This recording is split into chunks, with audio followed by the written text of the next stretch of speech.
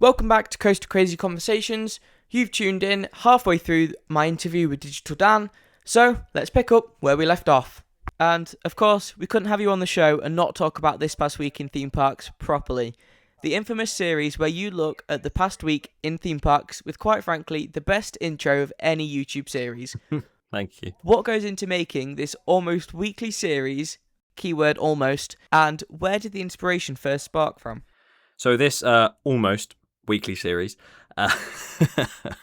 it's definitely not the most consistent series, but I love calling it that because everyone says, "Oh yeah, it is." Definitely isn't. What goes into making it? Well, it's sort of just whenever it's a lot. It sounds difficult to find all of that news. I mean, it's so weird because obviously the way social media works, as soon as you start saving or favoriting or liking stuff, you'll see more of it. So whenever I am on like Twitter or I'm on like Instagram and stuff, if I just see a piece of news that's theme park related, I'll save it and I'll just keep it in my backlog. And then obviously just list them all out at the end of the week, choose the most exciting one or choose which one I guess would do better for a YouTube video and go from there really. So it's, again, that's more of one of those ones that I have to film, edit and upload in one day because usually I do quite like to film and edit on separate days or film, edit and then upload it the next day. So I've got a bit of a backlog, but because it has to be so precise and so up to date, because if say for instance I make this past week in theme parks on a Wednesday and I film it, I edit it and then I upload it on the Thursday, there might have been a massive story happen on Thursday that I've now completely missed. So you've just sort of got to like make sure that it goes up the same day you film it and that you haven't missed anything massive, which is quite difficult when there's so much news going on. But yeah, just listing out all the news, taking notes of each one, different like stats or anything I need to know, saving some images and like any videos and obviously giving credit where it's due. And yeah, just going from there and uploading it in the end. It's probably one of my most sought after series in a way that I think a lot of people come to my channel to watch that because obviously they stay up to date on it, which is really nice. But then it's also probably one of the most stressful videos to try and make because you have to make sure you don't miss a story. Because sometimes I've missed stories that are massive and I get so many comments being like, "You didn't talk about this, you didn't talk about this." So it's quite hard to keep up on sometimes. Yeah, I know what you mean. I did a podcast episode, and obviously, so if you're listening to this now, this was recorded just over a week ago, and we talked about how RMC is past it, and like how it's not, there's been no projects in a while. I kid you not, the next day after we recorded it, that, is it Loop Guru? Oh, yeah. Was announced to close and be redone fully by RMC, and everyone went crazy, and I felt like such an idiot recording, like, releasing an episode on my brand new podcast saying that RMC is past it, like, literally a week later. That's so funny. And then they go and announce that. That is amazing. Yeah. Couldn't have timed it any better. I felt so embarrassed. However, it wasn't me that said it, so you're it's more fine second-hand embarrassment. Yeah, I know, but... You didn't say it, you didn't... Yeah. That kind of leads us on to the next point as well. Over the years of filming and vlogging, there has to be some times where you've slipped up somewhere or done something completely embarrassing. But what is the most awkward thing that's happened to you while you were filming? Oh, most awkward thing that's happened? Oh, that's it. That is a good question. I'd say... I can't remember if I was filming this or not. When Bountzilla was a thing back at Thorpe Park, which was the inflatable, like, it was like an inflatable course where you ran through it. And there was like different obstacles or whatever. When was this? I don't remember. 2018, I think. 2019, something along those lines. Oh, yeah, I was 7. Oh my God, that's mental. But yeah, when that was a thing, it was just this inflatable course that you would run through. And I don't know if I was filming or not, but it wasn't released anyway. But I said to the staff, I was like, I'm going to run the fastest time on this. And they were like, "Oh, yeah, everyone in the crowd, like, he's going to run the fastest time. This is Dan. He's going to try and run it fast as possible. 3, 2, 1, go." And you dive head first into this, like, monster-looking thing. And you dive in and then you go on to the rest of the obstacle course. So I went to dive in and my head just stops at the inflatable, and I just get stuck for a good 10-15 seconds, and I can't imagine outside everyone just hearing, oh, he's gonna set the fastest time, and then it's just this kid that's like maybe like 15, 16 at the time, something like that, and I'm just there with my head stuck in the inflatable saying I'm gonna set the fastest time. So it's probably that was very awkward. But when it comes to like home videos and stuff, when I do them at home, and like I guess like my new series and stuff, it's more so like the little like voice cracks and stuff. Like I've probably done one in this podcast, to be fair, but it's probably the little voice cracks and sometimes where I mess up my words and I'm just like, what am I even saying? Sometimes it makes it in because it just sounds stupid, but a lot of the time I genuinely don't know what I'm talking about. So, which is probably not something I should say, but a lot of the time I lose track on what I'm saying and everything like that. So, yeah, maybe I shouldn't be a YouTuber. My first podcast episode was 13 minutes long, and the raw recordings came up to about 45 minutes, and the whole thing was either Coaster Blitz having a voice crack every 30 seconds, or me forgetting what I was saying something completely wrong. I think I ended up saying that Red Force was the tallest roller coaster Intamin had built. Oh, that's so funny. Like, for those listening at home, if you don't know, like, I completely forgot. They built one back in 2000 and, when was it, 2005, 2006, Kindercar? Something like that. Which is 400 feet tall. And then they've just opened one that's like 600 feet tall. Technically, before Falcon's Flight, you wouldn't have been wrong, because technically Top Thrill 2 wasn't an Intamin anymore, but it kind of was. So I would actually say you're not far off, because at one point in the past year, you were actually correct. I mean, I did use the keyword ever. The biggest coaster they'd ever built. Okay, in the world. Yeah, maybe not. Maybe not then. Maybe not, because King Dakar and Top Thrill Trackster would probably swamp that. So, yeah, I can't defend you anymore, I'm afraid. Oh, thanks. And believe it or not, that's not the most embarrassing thing that's happened. Oh no, you can't. I was gonna say you can't leave me in suspense. I've got to know. Yeah, I'll tell you. But this ended up in half of my YouTube video because I didn't realise until after I posted it. So on my Pleasure Beach vlog, I went to Percentage Chocolate that morning and had like the biggest hot chocolate with whipped cream right at the start of the day, before I'd filmed anything. And for the first 15 minutes of the vlog, or half of the day, I had whipped cream on my nose. That's so good. And that's not just filming, that was like walking around this theme park with a big blob of whipped cream on my nose. And I didn't notice through editing, through like the 4 hours of editing I did not notice it. Press post, I went back to watch it and I thought, oh my God, what's that on my nose? Paused it and I realised it was like this big whipped cream with chocolate dust on it. That's so funny. That is amazing. I laugh about it now, but when I first saw it, I was absolutely mortified because this was like my second vlog I'd ever done. No, the next vlog you should have gone back and put even more whipped cream on your nose and just said nothing. That sounds like something a scary movie would do. Yeah, probably, actually. True. So, before we actually wrap up this section, let's get to know a little bit more about Dan the Enthusiast and not Digital Dan that we all see on YouTube.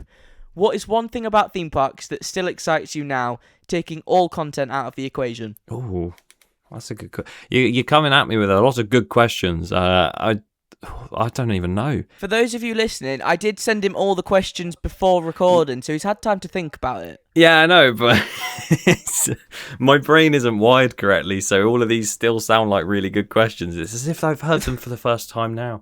Well, thank you. But no. No, I did read it. I promise.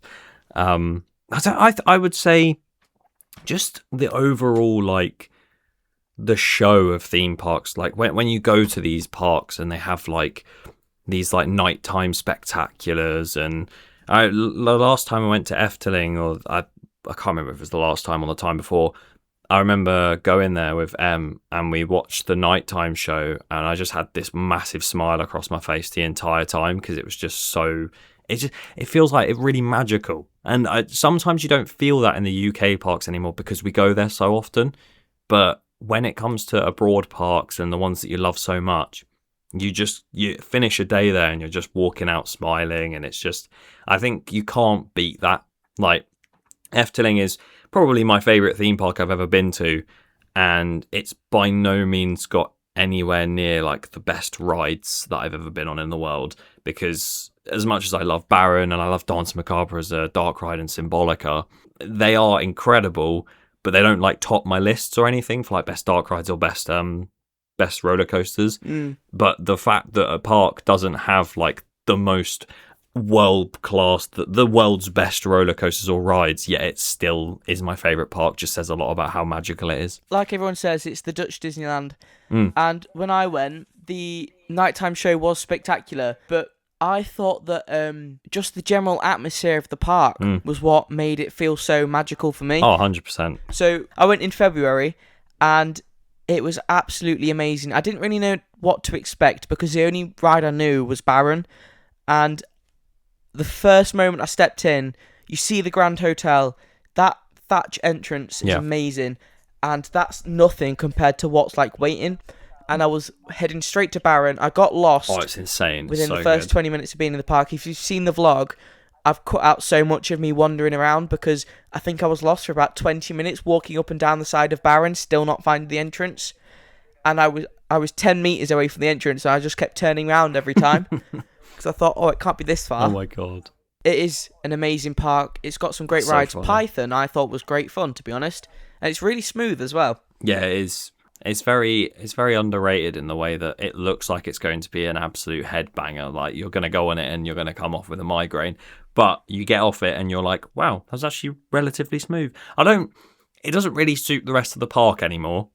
But I know if I said that, all the Efteling fans would probably kill me. So, yeah, Python's lovely. It's amazing. It's so good. I feel like you just had to say that rather than wanting to. Yep. Efteling fans, please don't hurt me. They make up for it with like Baron and Joris and the Dark. I actually think Joris and the Dark is better than Wicker Man. Yeah, probably is. I love Wicker Man so much, though. I'm a sucker for Wicker Man. There's a wooden coaster at Leesburg called Balder, and everyone absolutely loves it. And I got off it for the first time and went, nah, Wicker Man's better than that. And everyone just like was so confused. But I just love Wicker Man. But yeah, I would say Joris is better. When we went, the blue side was down for about 2 weeks, and they said that they were trying to fix it with GCI. So we just had one side running, and I still loved it. We only went on the, is it Red Fire? Yeah. That side running, it was amazing. Which roller coaster or ride in general has the most personal meaning or nostalgia for you? Well, in a way, I think Galactica before it turned into Galactica, so when it was Air, if that had stayed as Air, then I would probably say that. But because it changed, it just doesn't have the same feeling to it anymore. But up until that was made in 2016, I would have said Air. Now it's probably Nemesis, because I know they've refurbished the whole thing, but it's the exact same layout and the theme is pretty similar. And it's such a good ride, and it was the first one to properly take me over the edge of my fear of thrill coasters. So I'd probably say Nemesis. Of course, there was a little bit of tears on the way, but still a great ride. only a couple tears was shed. But I loved it, so I wanted to go around again and again. And I think you've pretty much answered it, but do you prefer Reborn or Inferno? Or Inferno. No, of course not. I would definitely say I used to prefer Inferno for a little bit of time because something went wrong in my head and I thought it was better. However, Nemesis Reborn is so much better. Like, Nemesis before, like, the theming was there, but it wasn't, like, overly amazing. It was similar level to Inferno, so I could kind of see why people might prefer it. But now it's not even a competition. Like, Reborn is just 10 times better. I can't believe I'm about to kick Digital Dan off my podcast, but here we are. I was expecting to get to the end of that and you go, yeah, I am someone who prefers Inferno. But this is a great part, though, is that everyone loves different rides and everyone gets off of a ride and goes, oh, that was amazing, or oh, I didn't enjoy that so much. Like, I know people that don't like launch coasters at all. I absolutely love them. People that love spinning coasters way too much. Rita, I'm sorry, but you love launch coasters. I love all launch coasters except Rita. Definitely not wanting to ride that all day. We're not going to talk about that now because we're getting onto that in a minute. I've saved its own section for Rita. Amazing. I've got a bone to pick with you. Yeah, that's fine. I feel like I'm getting it told off at school now. No, I think it's so good when people just have their own opinions on things. And I know, like, we've just sat there and gone, like, oh, I'm going to kick you for not preferring Inferno or whatever. But it's nice to hear that everyone has different opinions. Like, it's fun that way. I think it'd be boring if everyone just thought, oh, yeah, Rita's the best ride in the country. But no one thinks that. So I used this analogy last time, but it would be boring if we were all like SLCs and all the same. yes, very true. That is a great quote. Get that on a t-shirt. Yeah. Maybe that could be your next merch line. Maybe. Oh, that's a good idea. Again, give me credit. Your name will be right underneath it. There you go. You put like Digital Dan plus the Coaster Crazy Guys merch line. We're not all SLCs. We don't Just have to think dropped. the same. Yeah. Hell yeah. Well, in your opinion, what is one thing that you think that others think is a complete hot take and why? One thing that I think others think is a hot take. Oh. Well, there's been a whole resurgence. You said we'll get onto it, but there's been a whole resurgence lately of Rita lovers, so probably something to do with that. I, for a very long time, ever since going to Florida again, a lot of people have been telling me that my opinion is wrong, that I prefer Stardust to Velocicoaster. But that is my opinion, and a lot of people seem to disagree with that. So I'd say one of those two, probably. I actually agree that Stardust is better than Velocicoaster. Yes. But only good. one side. They're very, very close. Only one side? I thought both sides were pretty similar, but I guess I only rode it like 3 times, so I didn't really... I got one go on each side, and I have there's a big gap between the two of them, and I felt that Oh, wow. what's green side called? Is that Oh, I have no idea. It's Photon and something else in it. yellow is Photon, but I don't know what the green one is. I found yellow We'll was my call it favourite. green. Yes, Photon and green. I thought that Photon, the yellow side, was a lot better than the green side. I felt the green was quite shaky. Wow, okay. I've never really noticed. Well, I didn't notice that when I went on it. Wow. Yeah, actually, if I get my top 10 up now, if I just go through my top 10 list now, and then if you want to share yours, go ahead. It's number 1, Iron Gwazi, Stardust Races Yellow, Montu, Hulk, Velocicoaster, Stardust Green, Guardians of the Galaxy, Mako, Sheikra, and then Saw the Ride. Fair enough. That's a good list, to be fair. Thanks. Saw the Ride is very high up. No, it's not. I've been on 143 coasters, and that's my 10th, and a lot of people disagree with me for that. Wow. Yeah, maybe that's your hot take. It definitely is, yeah, but I'm proud of it. Oh, I respect that. Saw has some great theme, and it can be rough. Hang on, I can get my top 10 up. I'll say it in no particular order because genuinely this switches around 24/7, and I'll make a video where it's like, here's my top 200 or whatever. Next day it will change. So in no particular order. I'm the same. It's some formation of Stardust, Ride to Happiness, Voltron, Zardra, Velocicoaster, Tutatis, Batman Gotham City Escape, Taron, Iron Gwazi. Oh, I will say Iron Gwazi's quite low down. I only went on that once, so I need to do that more. But I don't want to go back to Busch Gardens. And Helix at Leesburg. So let's just note how none of those coasters are from England. Yeah. Yeah, they're not. The only one that is in my top 20 is, well, the two that are is Reborn and Hyperia, but they're very close. I could definitely change them around.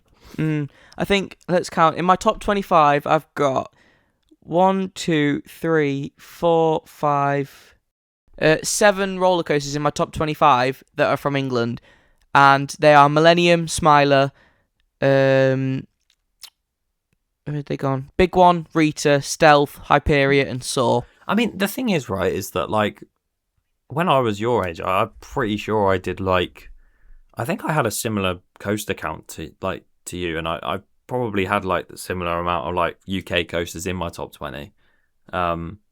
I think it's just over time you just end up going to random places because you realise that European parks, I'm sure you've realised it with, like, Efteling and stuff, like, the European parks are just, like, 10 times better than the UK ones. I think you get more chances to go because this is literally your job.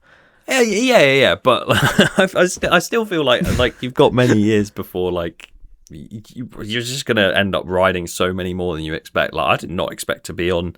I don't even know how many I'm on. I forget to count. It's upwards of 250 probably. Wow. I use Logride. Do you have Logride or anything? I actually don't. There was a new app that was coming out called Credit, but that I hasn't saw that. come out yet. Mm. So I might end up getting that. But for now, I do not use anything. I use an Excel spreadsheet somewhere on my computer, which I might have actually lost because I upgraded my PC. Whoops. Oh, well, thank you for that anyway. I think we've all learnt a lot about not just Digital Dan, but Dan too. Now it's time for the quickfire round, and quite honestly, I've got a bone to pick with you on this one, so prepare yourself. Oh no.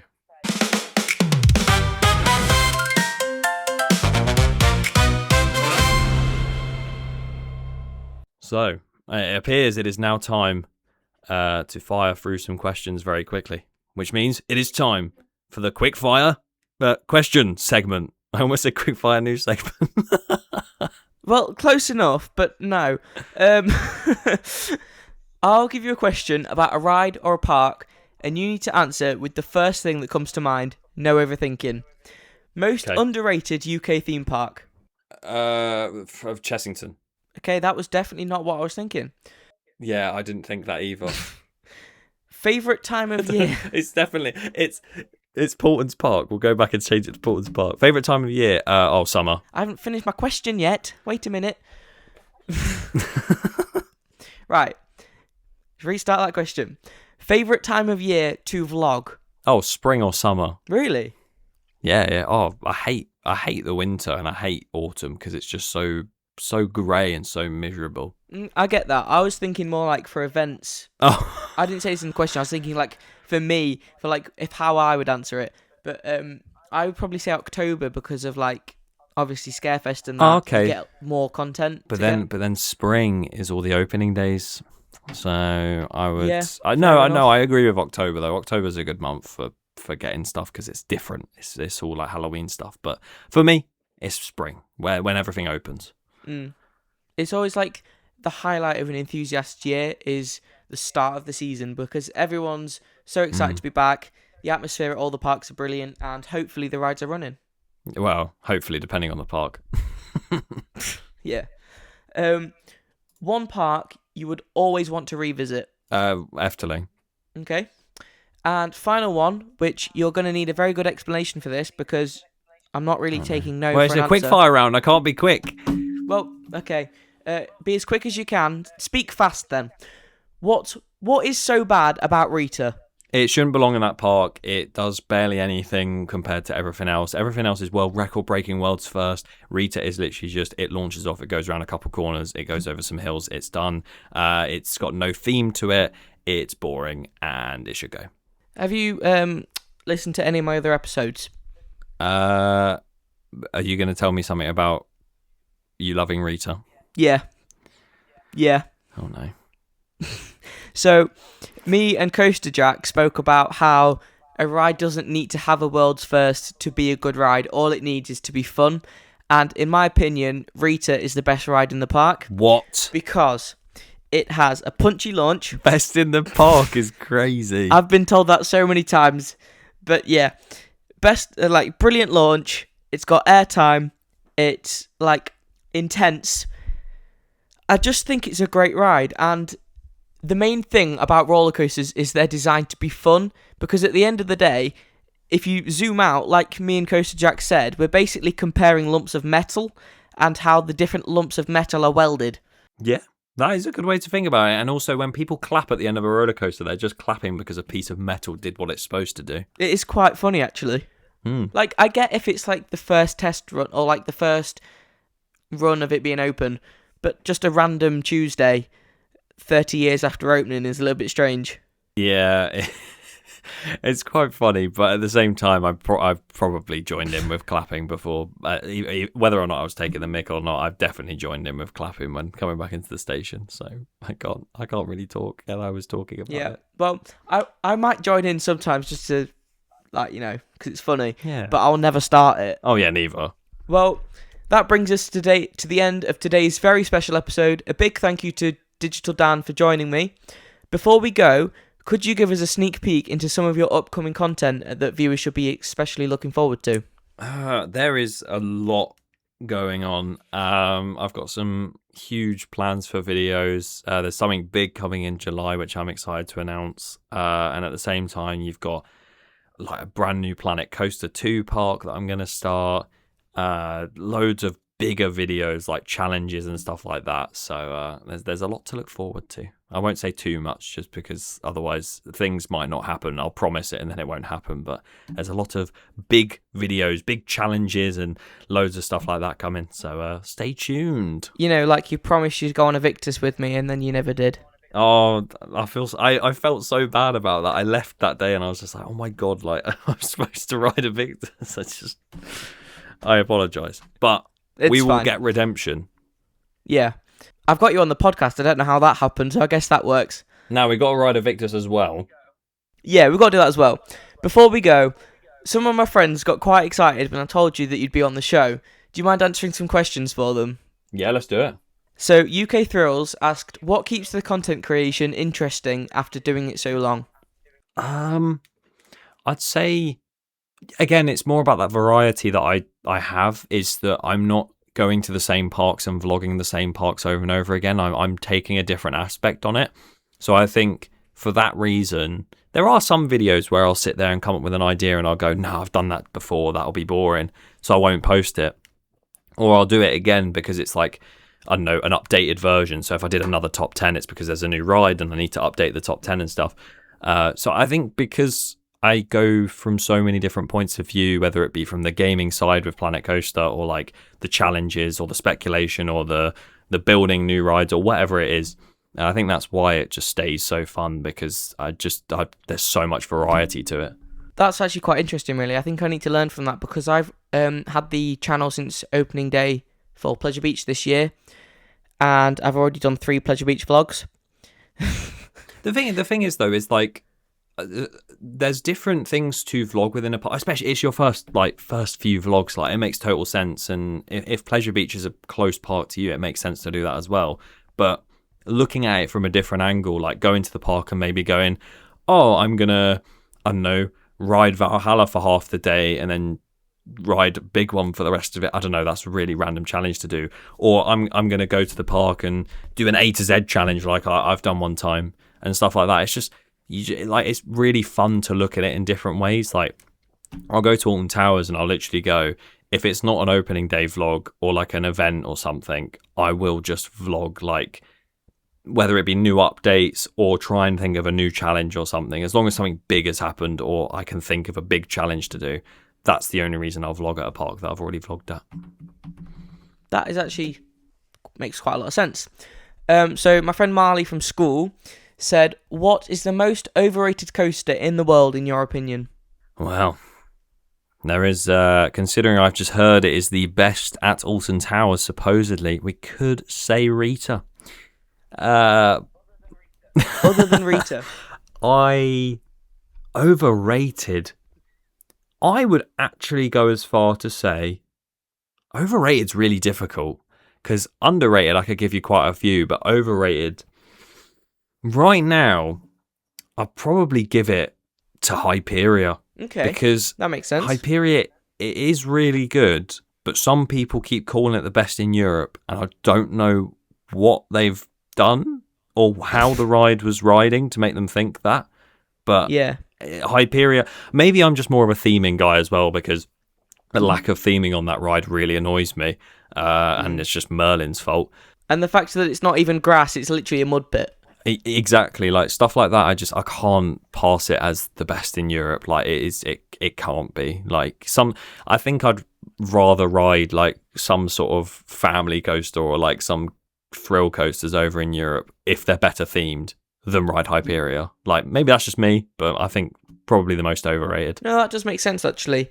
And one thing I do want to point out by the word overrated doesn't mean bad. Oh, no, not overrated at all. just means like it's not as good as people say. No, which exactly. is what I say about Velocicoaster.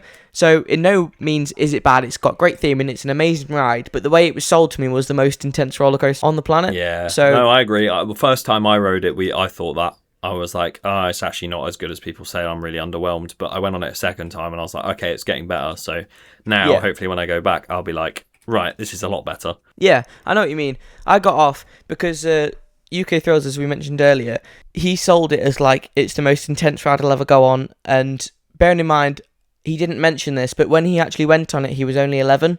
So Oh my God. that kind of like heightens it Yeah, I was going to say that kind of changes for an 11-year-old. things. Yeah. So I went on it, but he didn't tell me that. So I went on it thinking, oh my God, I'm going to be terrified. And I got off and was kind of underwhelmed. And I got off, texted him, went, what you on about? It's not that bad. And then he told me he was 11 when he went on it. Yeah, he sold you a dream. Yeah. Still good though. Still great ride. Airtime Annabelle wants to know, why do you put your thumbs up in virtually every photo? Oh my God, I didn't think about that. I didn't think that question was going to come up. The thing is obviously I absolutely love meeting people and stuff, but I am not someone that takes a lot of photos. Like I'm not in a lot of photos, and when I am, I'm literally just standing there with my arms by my side, just smiling, or like just sort of just there. So I think because I just automatically, if someone goes, oh, can I have a photo? Which obviously is amazing to meet so many people. If someone just goes, oh, can I have a photo? I will make sure I put my thumbs up, because at least it's just like, it adds something to my posture rather than just looking like I'm just standing really awkwardly, because I just can't. I'm not good with photos like that. And then I think a couple of people have pointed out to me that I don't smile with my teeth, which a lot of people do. I just sort of give like a normal like smile as if I'm like some Lego character or something. I think that's more so, again, just because throughout my life when I've had photos taken of me, I've never smiled properly. I've always just smiled like that. So I guess it's just me.